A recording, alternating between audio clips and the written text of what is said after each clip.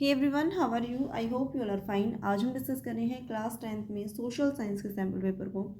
चलिए स्टार्ट करते हैं। क्वेश्चन नंबर फर्स्ट है हमारा, choose the correct statement about the importance of the date 26 January 1930। First है हमारा, the national tricolour was hoisted. राष्ट्रीय ध्वज इस दिन फहराया जाता है 26 जनवरी 1930 के दिन। ये स्टेटमेंट बिल्कुल सही है। सेकंड क्या है, डिक्लेरेशन ऑफ इंडिपेंडेंस, इस दिन जो है इंडिपेंडेंस की डिक्लेरेशन की जाती है, ये भी स्टेटमेंट सही है।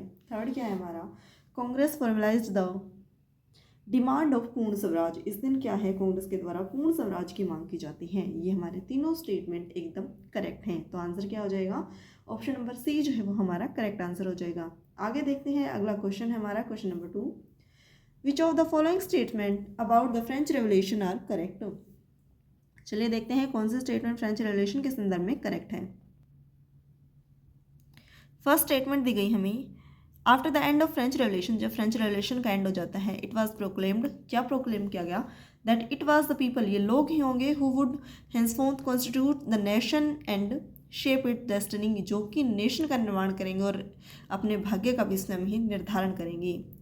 ये बात बिल्कुल सही है। तो हमारा आंसर जो है ऑप्शन ए जो है इसमें बिल्कुल इंक्लूड होगा। सेकंड क्या दिया गया हमारा, France will have a constitutional monarchy, संवैधानिक राजतंत्र की बात क्या फ्रांस के जो फ्रेंच रेवोल्यूशन है इसके अंदर की गई है? बिल्कुल नहीं। फ्रेंच रेवोल्यूशन अगेंस्ट ही इसकी बात की हुई है कि उन्हें जो है मोनार्की सिस्टम नहीं चाहिए। तो ये हमारा ऑप्शन जो है वो गलत हो जाता है। थर्ड स्टेटमेंट क्या दी गई हमें, a centralised administrative system will put on place to formulate uniform laws for all citizen, सभी नागरिकों के लिए किस प्रकार के लॉज जो हैं वो लगाए जाएंगे ऑल सिटीजन के लिए, इसकी बात जो है यहाँ पर की जाती है। तो ये होगा आंसर हमारा फर्स्ट और थर्ड। इसके साथ ही फोर्थ ऑप्शन क्या दिया गया है, imposition of internal custom duties and dues will continue to exist in France, जो कस्टम ड्यूटीज़ वहाँ पर लगाई जा रही थी, जो टैक्स वहाँ पर लगाए जा रहे थे, क्या वो एज इट इज़ रहेंगे? बिल्कुल नहीं। फ्रेंच रेवोल्यूशन इनके अगेंस्ट ही तो की गई है, तो ये भी हमारे आंसर में इंक्लूड नहीं होगा। आगे बढ़ते हैं अगला क्वेश्चन की ओर, जो कि हमारा question number 3, which of the following option give best signify the given image. Answer होगा हमारा book making before the age of print, यानी कि बुक के प्रिंट होने से पहले की ये इमेज जो है यहाँ पर दी गई है। अगला क्वेश्चन हमारा question number 4, who founded the depressed classes association in 1930। Answer हो जाएगा हमारा डॉक्टर बाबा साहब भीमराव अंबेडकर जी। अगला क्वेश्चन है हमारा question number 5, which two of following extreme location are connected the east west corridor. Answer होगा हमारा ऑप्शन नंबर बी जो है सिलचर एंड पोरबंदर। अगला क्वेश्चन है हमारा question number 6, the processing of raw material, जो हमारा कच्चा माल है, इनटू मोर वैल्यूएबल, उसको और ज़्यादा वैल्यू बढ़ाने के लिए, वैल्यू एडिशन करने के लिए प्रोडक्ट्स बनाए जाते हैं, फॉल अंडर द कैटेगरी, तो उसे किस सेक्टर के अंडर जो है वो माना जाता है? ये हमारा आता है सेकेंडरी जो एक्टिविटीज़ के अंदर। तो आंसर क्या हो जाएगा, ऑप्शन नंबर ए जो है हमारा करेक्ट आंसर हो जाएगा। अगला क्वेश्चन है हमारा क्वेश्चन नंबर 7, जिसमें क्या बात की गई है, large occurrence of minerals and crack cervix fold the igneous and metamorphic rocks are called, यानी कि आपने जो कैंसर चट्टानें हैं उसके बारे में बात की, लोड्स जो है वो हमारा इसका आंसर हो जाएगा। अगला क्वेश्चन हमारा question number 8, which of the following is note of the aspect of federal division of powers, यानी कि जो फेडरल सिस्टम के अकॉर्डिंग कौन सा ऑप्शन जो है इसे करेक्ट नहीं मिल पाता।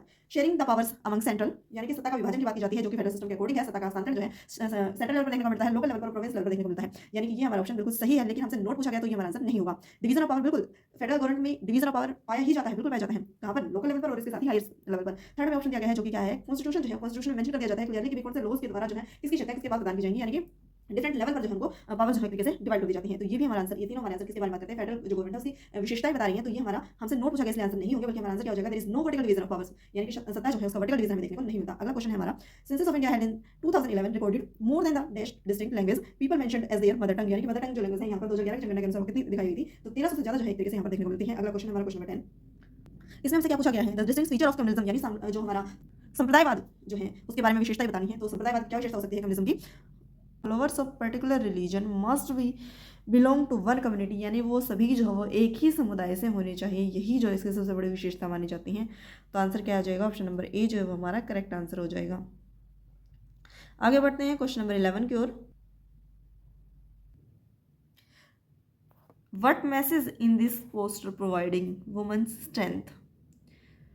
अगला क्वेश्चन है question number 12, the social outcome of democracy is, first है हमारा option, democracy proceeds a peaceful and harmonious life among citizen, जो लोकतंत्री शासन पद्धति है वो लोगों को किस प्रकार जो है पीसफुल और शांतिपूर्ण तरीके से जीने की जो है वो सिखाती है, इसके बारे में वर्णन है। इसके साथ ही सेकंड जो स्टेटमेंट दी गई है उसके बारे में बताया गया है कि डेमोक्रेसी के अंदर एबिलिटी है टू हैंडल सोशल डिफरेंसेस, ताकि सोशल डिफरेंस को एक तरीके से हैंडल किया जा सके।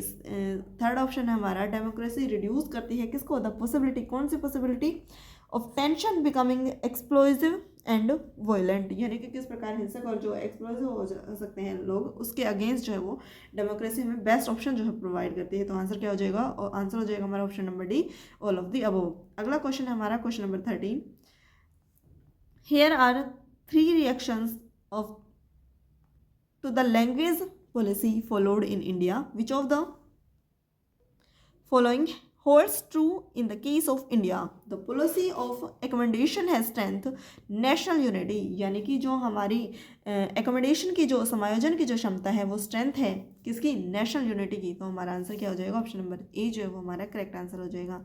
क्वेश्चन नंबर 14 में हमसे पूछा गया है life expectancy at birth denotes, किससे संबंधित है, ये हमारी संबंधित है average expected length of A life of a person at the time of birth. अगला क्वेश्चन है हमारा क्वेश्चन नंबर 15, जिसमें हमें पूछा गया है GDP stands for gross domestic product, what does it work, कैसे काम करता है। Pick up the correct statement given below, it shows how big the economy, किस प्रकार अर्थव्यवस्था जो है वो कितनी बड़ी है, ऑफ ए कंट्री, एक देश की, in a given year in terms of total output. तो हमारा आंसर क्या हो जाएगा, ऑप्शन नंबर ए जो है वो हमारा आंसर हो जाएगा।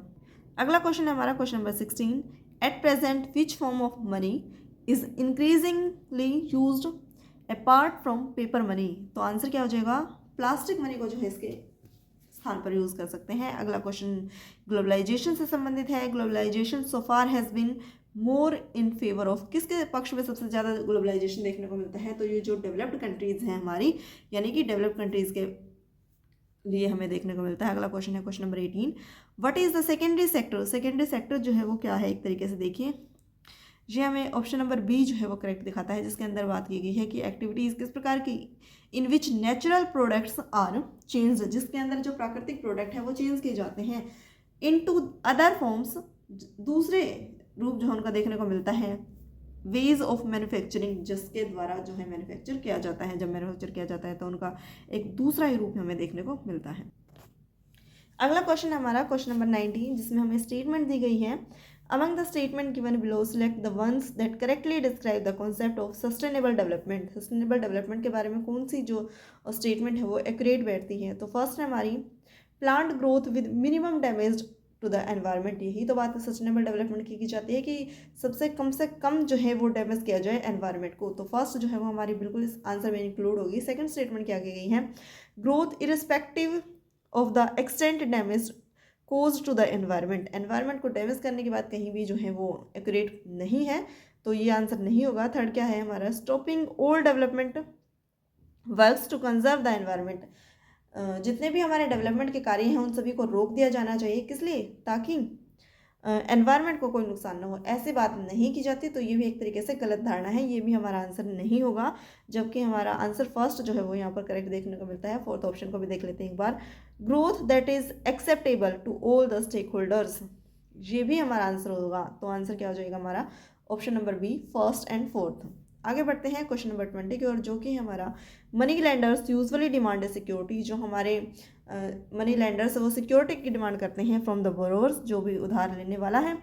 What is the formal word, उसके लिए फॉर्मल वर्ड जो है वो कौन सा हो सकता है, यूज द सिक्योरिटी, जो सिक्योरिटी के रूप में वो लेते हैं, किस फॉर्म में, सच एज लैंड, जो कि भूमि हो सकती है, कोई भी व्हीकल हो सकता है, लाइक स्टेक, बिल्डिंग एक्सेट्रा।